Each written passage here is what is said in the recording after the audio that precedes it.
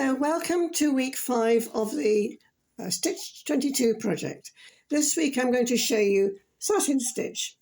A satin stitch which uses very straight stitches and builds up blocks of quite solid colours of your thread. And this one here, which I'm showing you now, is made with a variegated thread where the colour goes slightly different. It's been dyed in a very beautiful, subtle way, going from all of these dusty, lilac-y colours, fawn colours, which is perfect for my garden theme, at least, my winter garden theme, which I've got half a mind onto.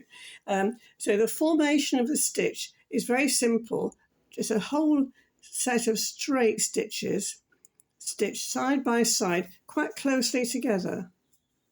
You get into the rhythm of how close for the thickness of your particular thread that you're working. But don't pull them too tight so that the fabric ruches up.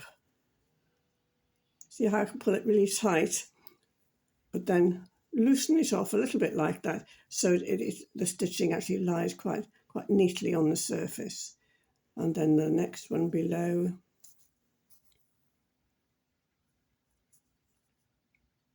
And then the next one below that. So I'll just do a few stitches to show you. But can you see how the colour changes there? And it's a very soft, lovely, interesting colour change. You can dye these threads yourself if you like. You might even have some already. But if you haven't got any, look out for these. They're sometimes called ombre, where they change from one colour to another, or variegated if there's more than one colour involved. The other way of doing this, I've found, is if you make your own thread.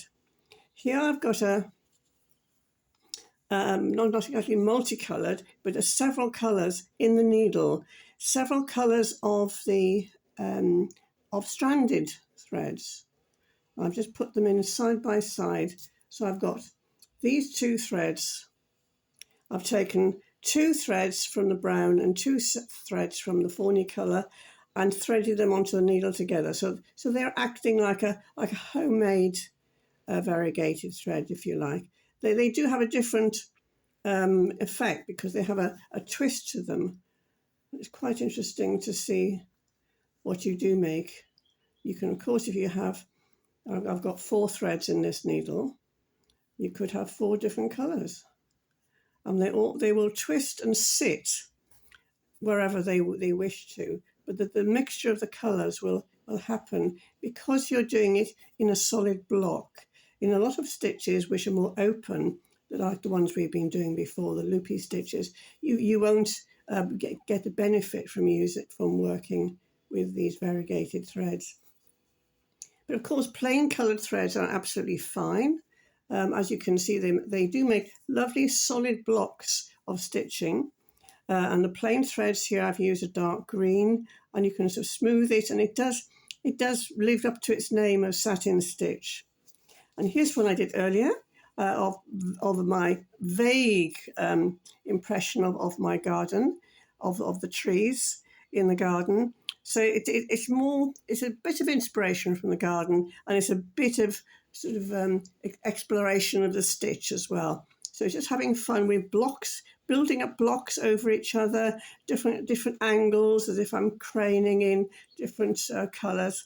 And you see in some places I've left gaps in between the stitches so you can see the colours beneath, which I find really intriguing. So have fun with satin stitch this week. And next week, next Monday, I'll be showing you another stitch to be revealed then. Nice to see you. Thank you very much. Bye-bye.